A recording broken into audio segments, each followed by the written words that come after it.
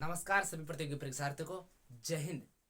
जी के Lokesh Panchal YouTube channel पर आप सभी का स्वागत। तो आज पढ़ने जा रहे हैं अपन जो हिंदू धर्म के जो 16 संस्कार होते हैं उनको पढ़ने जा रहे हैं। इनमें से प्रश्न किस प्रकार से आता है, इनमें से प्रश्न आता है मतलब कोई भी एक संस्कार का नाम दे देगा, ये कौन से नंबर का संस्कार है। तो आपको सिक्वेंस वाइज सभी संस्कार याद होने चाहिए। प्रश्न पहली बार आया भी है, यानी कि जन्म से पहले कितने संस्कार किए जाते हैं, गर्भ में कौन से कितने संस्कार होते हैं, यानी कि इस प्रकार से प्रश्न आते हैं। तो हिंदू धर्म के 16 संस्कार होते हैं। कितने संस्कार होते हैं? 16 संस्कार होते हैं। इनको मैं एक शानदार ट्रिक के माध्यम से आपको बताने की कोशिश कर रहा हूँ। यानी कि हिंदू धर्म के जो 16 संस्कार है उनकी एक शानदार ट्रिक है। ट्रिक किस प्रकार है? ट्रिक है गप्पू सीजा नानी अचू कवि उपवेद के समान वी अंत। तो ये ट्रिक है, इससे अपन 16 संस्कार पढ़ेंगे। तो सबसे पहले ट्रिक को देखते हैं। गप्पू सीजा, गप्पू सीजा नानी, गपू सीजा नानी अच्छु, अच्छु कवि, अच्छु कवि उपवेद, उपवेद के समान वि अंत, वि अंत। तो ये ट्रिक है 16 संस्कारों की। गप्पू सीजा नानी अचू कवि उपवेद के समान वी अंत। तो इस ट्रिक के माध्यम से अपन 16 संस्कार पढ़ने की कोशिश कर रहे हैं, ठीक है ना। 16 संस्कारों को मद्देनजर में रखते हुए इन ट्रिक को इस ट्रिक से पढ़ेंगे अपन, ठीक है ना। तो पहला संस्कार तो हो जाएगा, यानी कि नंबर वाइज याद रखना है आपको कौन कौन से संस्कार है। तो पहला संस्कार हो जाएगा गर्भावधान संस्कार। कौन सा हो जाएगा? गर्भावधान संस्कार, ठीक है ना। गर्भावधान संस्कार पहला संस्कार कौन सा हो गया? गर्भावधान संस्कार। इस संस्कार में क्या होता है, यानी कि बच्चा पहली बार गर्भ धारण करता है, यानी कि इसमें गर्भ धारण संस्कार, यानी कि पहली बार गर्भ धारण किया जाता है। तो ये पहला संस्कार माना जाता है। पहली बार बच्चा गर्भ में आता है तब। अब ये संस्कार कब किया जाता है? ये संस्कार यानी कि ऋतु स्नान के चौथे दिन से 16वें दिन के बीच में यदि बच्चा गर्भ में आता है तो वो सर्वश्रेष्ठ माना जाता है। ऋतु स्नान के चौथे दिन से, आप सब जानते हो ऋतु स्नान क्या होता है, ठीक है ना। ऋतु स्नान, ऋतु स्नान के, ऋतु स्नान के चौथे दिन से 16वें दिन के बीच में यदि 16वें दिन, चौथे और 16वें दिन के बीच में यदि बच्चा गर्भ धारण करता है, यानी कि गर्भ में प्रवेश करता है, तो वो आगे चलकर उच्च पद या श्रेष्ठ बनता है। आगे चलकर तो उच्च पद धारण करता है। तो ये पहला संस्कार हो गया गर्भावधान संस्कार, या ऋतु स्नान के चौथे दिन से लेकर 16वें दिन के बीच में यदि बच्चा गर्भ धारण करता है तो वो उच्च यानी कि उच्च पद प्राप्त करता है। तो दूसरा संस्कार पढ़ेंगे अपन पुंसवन संस्कार। कौन सा संस्कार पढ़ेंगे? पुंसवन संस्कार, पुंसवन संस्कार, ठीक है ना। संस्कार, ये संस्कार किया जाता है बच्चे के, यानी कि 2-3 महीने के बाद गर्भ धारण कर लेता है और लगभग दूसरे तीसरे महीने में किया जाता है, ठीक है ना। दूसरे तीसरे महीने में ये संस्कार किया जाता है। दूसरे तीसरे महीने में बच्चा गर्भ धारण कर लेता है। दूसरे तीसरे महीने में, यानी कि चंद्रमा के पुष्य नक्षत्र में किया जाने वाला संस्कार है ये पुष्पवन संस्कार, जो गर्भ धारण करने के बाद तीसरे चौथे महीने में किया जाता है। इसमें क्या होता है कि जो महिलाएं दिन में व्रत रखती हैं और तीसरे चौथे महीने में किया जाता है, ठीक है ना। इतना याद रखना। इसमें तीसरा संस्कार की बात करें अपन तो सीमंतोनयन संस्कार। कौन सा हो जाएगा? सीमंतोनयन संस्कार, सीमंतोनयन संस्कार, ठीक है ना। ये तीसरा संस्कार है। ये भी बच्चा गर्भ में रहता है, लगभग छठे सातवें महीने में किया जाता है। छठे सातवें महीने में कौन सा संस्कार किया जाता है? सीमंतोनयन संस्कार किया जाता है। छठे सातवें महीने में किया जाता है। ये संस्कार इसलिए किया जाता है बच्चे को अमंगलकारी शक्तियों से बचाने के लिए किया जाता है, ठीक है ना। बच्चे को अमंगलकारी शक्तियों को महिलाएं करती हैं, यानी कि गर्भवती महिलाओं को अमंगलकारी शक्तियों से बचाने के लिए कौन सा संस्कार किया जाता है? तो सीमंतोनयन संस्कार किया जाता है अमंगलकारी शक्तियों से बचाने के लिए, ठीक है ना। अमंगलकारी शक्तियों से बचाने के लिए कौन सा संस्कार किया जाता है? तो सीमंतोनयन संस्कार किया जाता है। और ये गर्भवती महिलाओं के, यानी कि छठे सातवें महीने में किया जाता है। और जो गर्भवती जो महिलाएं होती है उन्हें अमंगलकारी शक्तियों से बचाने के लिए ये संस्कार किया जाता है, सीमंतोनयन संस्कार। चौथे संस्कार की बात करें अपन तो जात क्रम संस्कार हो जाएगा। कौन सा संस्कार हो जाएगा? जात क्रम संस्कार। अब ये जात क्रम संस्कार कब किया जाता है? प्रश्न यहाँ से बनेगा, समझना। यानी कि बच्चा यानी कि गर्भ में रहता है तब कितने संस्कार किए जाते हैं? तो 3 संस्कार। गर्भाधान संस्कार, पुष्पन संस्कार और सीमंतोनयन संस्कार, ये तो गर्भ में किए जाते हैं। और बच्चा जब पहली बार बाहरी दुनिया में प्रवेश कर रहा है यानी कि जन्म लेने के बाद कौन सा संस्कार किया जाता है? जातकर्म संस्कार। बच्चा जब जन्म लेता है तब ये संस्कार किया जाता है। आजकल तो क्या है जी, वो बच्चे अधिकतर डॉक्टर यानी कि हॉस्पिटलों में जन्म लेते हैं, तब वहाँ ये संस्कार नहीं किया जाता है। अधिकतर जो 16 संस्कार उनमें से बहुत सारे संस्कार अभी वर्तमान में नहीं किए जाते हैं, फिर भी अपन पढ़ते हैं इनको। तो जातकर्म संस्कार पहली बार किया जाता है जब परिवार का कोई भी, जब कोई डोकरा या मतलब कोई भी महिला होती है, जो वो क्या करती है, जो बच्चे को नाल नहीं कटने से पहले उसका गले में शहद या घी चटाया जाता है, गूंटी दी जाती है। सबसे पहले सरल भाषा में समझो, गूंटी यानी कि गूंटी दी जाती है। तो कौन सा संस्कार? ये जातकर्म संस्कार। ये कब किया जाता है? यानी कि जब बच्चा जन्म लेता है ना, तब किया जाता है। जन्म के समय किया जाने वाला संस्कार है, जन्म के समय किया जाता है ये। इसमें गूंटी दी जाती है। क्या दी जाती है? गूंटी दी जाती है। परिवार की किसी महिला के द्वारा इसको गूंटी दी जाती है। इसमें क्या शहद या घी चटाया जाता है। क्या चटाया जाता है? शहद या घी चटाया जाता है। कौन सा संस्कार हो जाएगा? ये जातकर्म संस्कार। जन्म के बाद पहला संस्कार कौन सा है? तो जातकर्म संस्कार। फिर बाद में 5 नंबर की में बात करें अपन, तो नामकरण संस्कार हो जाएगा। तो अब बच्चा जन्म ले लिया तो उसको कुछ नाम तो देना पड़ेगा ना, या उसे ऐसे करते रहेंगे कुछ लो, तो उसका नामकरण संस्कार किया जाता है, ठीक है ना। ये लगभग जन्म के 10-11 दिन बाद में किया जाता है। 10 से 11वें दिन के बाद में ये संस्कार किया जाता है। कौन सा संस्कार? नामकरण संस्कार। बच्चे का यानी कि पंडित जी को बुलाकर कुछ शुभ नाम रखा जाता है, तब ये संस्कार किया जाता है, नामकरण संस्कार, ठीक है ना। फिर छठा संस्कार देखिए अपन, निष्क्रमण संस्कार। कौन सा संस्कार हो जाएगा? निष्क्रमण संस्कार। निष्क्रमण संस्कार। यह संस्कार किया जाता है लगभग बच्चे के तीसरे चौथे महीने में किया जाता है। तीसरे चौथे महीने में किया जाता है ये संस्कार। इसमें क्या होता है? बच्चे को पहली बार सूर्य भगवान के दर्शन करवाए जाते हैं। पहली बार सूर्य भगवान के दर्शन करवाया जाता है, यानी कि बाहरी दुनिया दिखाई जाती है बच्चे को। आजकल तो पहले बाहरी दुनिया देखता है, यानी कि हॉस्पिटलों में जन्म लेता है तो बाहर से आता है घर पे, यानी कि पहले ऐसा नहीं हुआ करता था। तो छठा संस्कार याद रखना आपको, निष्क्रमण संस्कार, यानी कि बाहरी, यानी कि लगभग बच्चे के 3-4 महीने के बाद में, जन्म लेने के 3-4 महीने के बाद में बच्चे को पहली बार बाहर निकालकर सूर्य भगवान के दर्शन करवाए जाते हैं। सूर्य भगवान के क्या करवाए जाते हैं? दर्शन करवाए जाते हैं। कौन सा संस्कार हो जाएगा? ये निष्क्रमण संस्कार हो जाएगा, छठा संस्कार।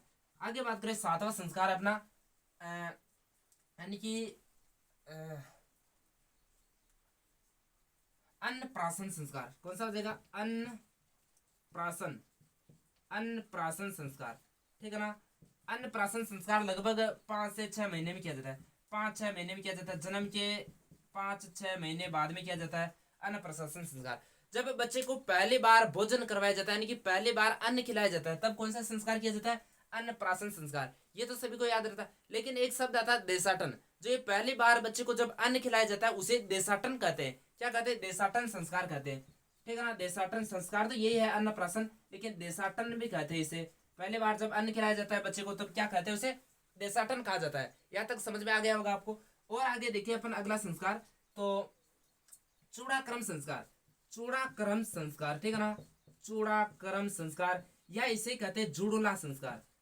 जुड़ुला संस्कार, मुंडन भी कहते हैं, ठीक है ना। ये कब किया जाता है? लगभग ये किया जाता है लगभग बच्चे के 2 से 3 वर्ष के बाद, 2 से 3 वर्ष में किया जाता है, ठीक है ना। जब बच्चा 2-3 वर्ष का हो जाता है तब ये संस्कार किया जाता है, चूड़ाक्रम या जड़ोला संस्कार। चूड़ाक्रम या जड़ोला संस्कार किया जाता है। बच्चे का पहली बार मुंडन करवाया जाता है। कुल मिलाकर क्या करवाया जाता है? मुंडन करवाया जाता है।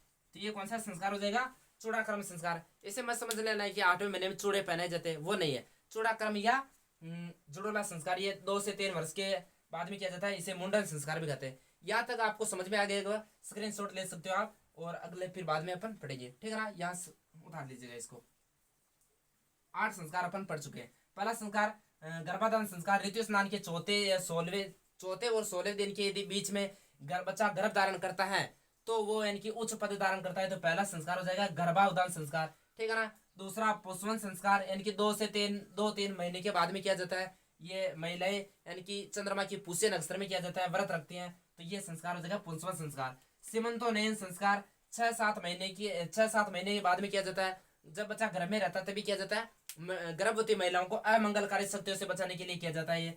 फिर बाद में चौथा जो संस्कार है जातकर्म संस्कार, जन्म के समय किया जाता है। जो महिलाएं होती हैं नाल कटने से पहले, नाल टूटने से पहले उसे गोंटी दी जाती है। गोंटी किसकी दी जाती है? शहद चटाया जाता है या घी चटाया जाता है, ठीक है ना। ये जात कर्म संस्कार हो जाएगा। फिर बाद में पांचवा संस्कार है नामकरण संस्कार। ये बच्चे के जन्म के बाद 10 से 11वें दिन के बाद में किया जाता है, कुछ नाम रखा जाता है पंडितों के द्वारा उसका, ठीक है ना। फिर छठा संस्कार देखिए निष्क्रमण संस्कार। ये बच्चे के जन्म के तीसरे या चौथे महीने के बाद में किया जाता है। तीसरे चौथे महीने बाद बच्चे को जब पहले बार घर से बाहर निकालकर सूर्य भगवान के दर्शन करवाए जाते हैं। फिर सातवां है अन्नप्राशन संस्कार। बच्चे यानी कि 5-6 महीने का हो जाता है तब पहली बार उसको अन्न खिलाया जाता है। अन्न खिलाया जाता है, इसे क्या कहा जाता है? देशाटन भी कहा जाता है। फिर बाद में देखिए अपन चूड़ाक्रम संस्कार या जुड़ोला संस्कार। ये बच्चा जब 2-3 वर्ष का हो जाता है तब इसका मुंडन करवाया जाता है। यहाँ तक आपको समझ में आ गया होगा, ठीक है ना। अगला संस्कार देखते हैं अपन, नवा संस्कार है कर्णबोध संस्कार। कौन सा हो जाएगा? कर्णबोध संस्कार। नवा संस्कार हो जाएगा अपना कर्णबोध संस्कार। कर्णबोध में क्या होता है? जब बच्चा 5 से 6 वर्ष का हो जाता है, 5 से 6 वर्ष का हो जाता है ना बच्चा, 5 से 6 वर्ष, तब उसके पहली बार कान भिदवाए जाते हैं। क्या भिदवाए जाते हैं? कान, यानी कि कान भिदवाए जाते हैं, कान भेदे जाते हैं। यानी कि अब तो हालांकि इतना नहीं है प्रचलन, लेकिन पहले ये संस्कार किया जाता था। तो ये हो जाएगा कर्णबोध संस्कार। इसमें बच्चा जब 5-6 वर्ष का हो जाता है तब उसके क्या कान भेदे जाते हैं, ठीक है ना। फिर बाद में देखते हैं अपन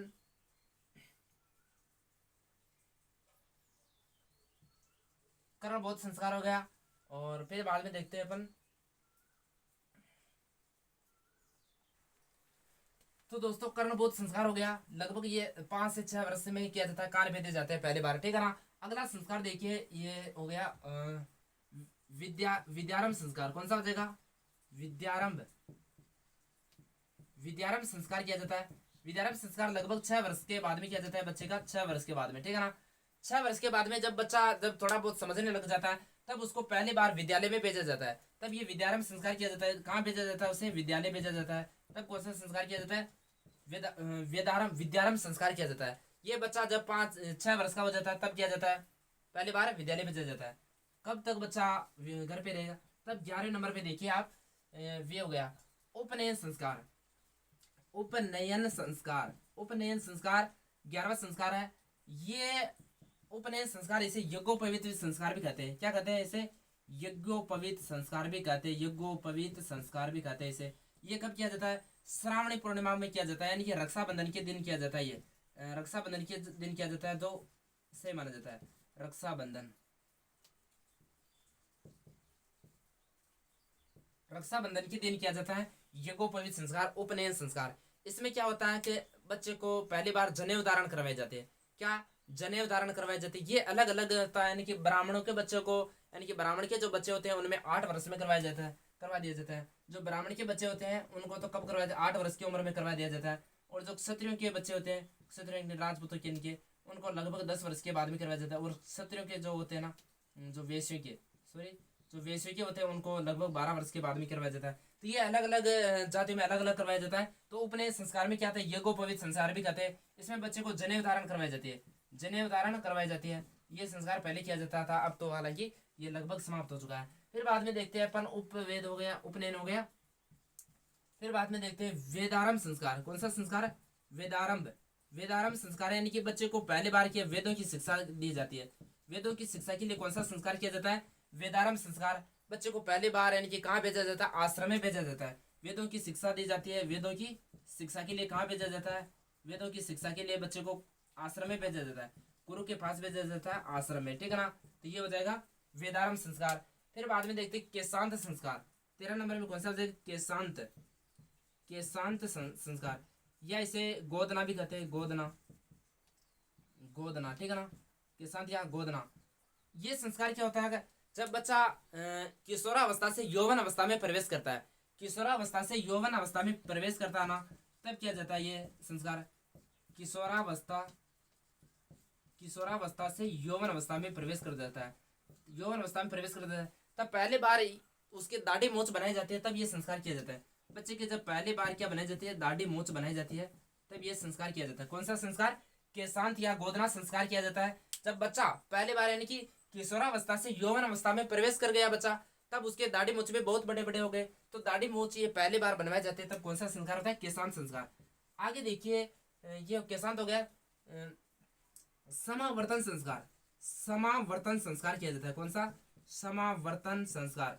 समावर्तन संस्कार में क्या होता है, जब बच्चा गुरु के पास रहकर आश्रम में रहकर यानी कि पूर्ण शिक्षा प्राप्त कर लेता है, तब बाद में उसको वापस घर भेजा जाता है। कहाँ भेजा जाता है? घर भेजा जाता है। तब ये समावर्तन संस्कार करके भेजा जाता है। इसमें गुरु को दक्षिणा देनी होती है। गुरु दक्षिणा के बाद में यानी कि घर पर भेजा जाता है, तब ये किया जाता है। वहाँ से गुरुकुल से घर पर भेजा जाता है, तब ये समावर्तन संस्कार किया जाता है। गुरु कुछ दक्षिणा भी लेता है इसमें, ठीक है ना। फिर बाद में लास्ट एक देखिए अपन, विवाह। विवाह यानी कि पाणी ग्रहण संस्कार भी कहते हैं। इसे क्या कहते हैं? पाणी ग्रहण संस्कार या विवाह संस्कार किया जाता है। पाणी ग्रहण संस्कार। अब बच्चा भाई साहब क्या करेगा?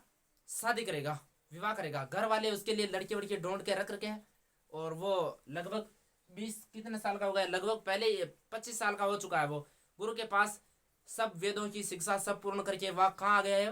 वापस घर गृहस्थी में आ गया। समावर्तन संस्कार करके उसको घर पे भेज दिया गया। अब भाई साहब उसके जो माता पिता वो उसके लिए लड़की देख ली है, बढ़िया शानदार, ठीक है ना। अब कौन सा संस्कार कर देंगे? पाणीकरण संस्कार कर देंगे, यानी कि उसका विवाह कर देंगे। क्या कर देंगे? विवाह कर देंगे। विवाह करने के बाद में वापस उनके बच्चे हो जाएंगे। बच्चे होने के बाद वापस ये प्रोसेस शुरू हो जाएगी, ठीक है ना। वापस उनके बच्चों का गर्भाधान संस्कार, ये गप्पू यानी कि वापस ये पुष्पवन संस्कार, ये सीमंतोन्नयन जातक्रम संस्कार होने लग जाएगा। और ये भाई साहब जो चल रहे हैं, इनका लास्ट में क्या हो जाएगा? अंत्येष्टि संस्कार। लास्ट में क्या हो जाएगा? अंत्येष्टि। अंत्येष्टि का मतलब समझते हो? सभी को जाना एक दिन कहाँ है? अंत्येष्टि में, ठीक है ना। अंत्येष्टि संस्कार यानी कि मृत्यु के बाद किया जाता है। कहाँ किया जाता है? मृत्यु के बाद किया जाता है। कौन सा संस्कार? अंत्येष्टि संस्कार। तो ये थे हिंदू धर्म में किए जाने वाले 16 संस्कार। इस ट्रिक के माध्यम से आप इन 16 ही जो संस्कार है इनको शानदार तरीके से याद रख सकते हैं। ट्रिक है अपनी, गप्पू सीजा नानी अचू कवि उपवेद के समान वी अंत। इस ट्रिक से हिंदू धर्म के 16 संस्कारों को आप शानदार तरीके से पढ़ सकते हैं। और इनमें से प्रश्न किस प्रकार से आता है वो मैंने बता दिया। यानी कि जन्म से पहले बच्चे के कितने संस्कार किए जाते हैं? तो 3 संस्कार किए जाते हैं। पहली बार जब बच्चा जन्म लेता है तब कौन सा संस्कार किया जाता है? तो जातक्रम संस्कार किया जाता है। और इनमें से नाम भी दे देता है, यानी कि लास्ट का अंतिम संस्कार अंत्येष्टि संस्कार है, और पहला गर्भाधान संस्कार है। तो आशा करता हूँ दोस्तों ये वीडियो आपको शानदार तरीके से समझ में आ गया होगा। वीडियो को ज़्यादा से ज़्यादा अपने दोस्तों के साथ शेयर करें, और चैनल को भी नए हो तो सब्सक्राइब करें। जय हिंद दोस्तों।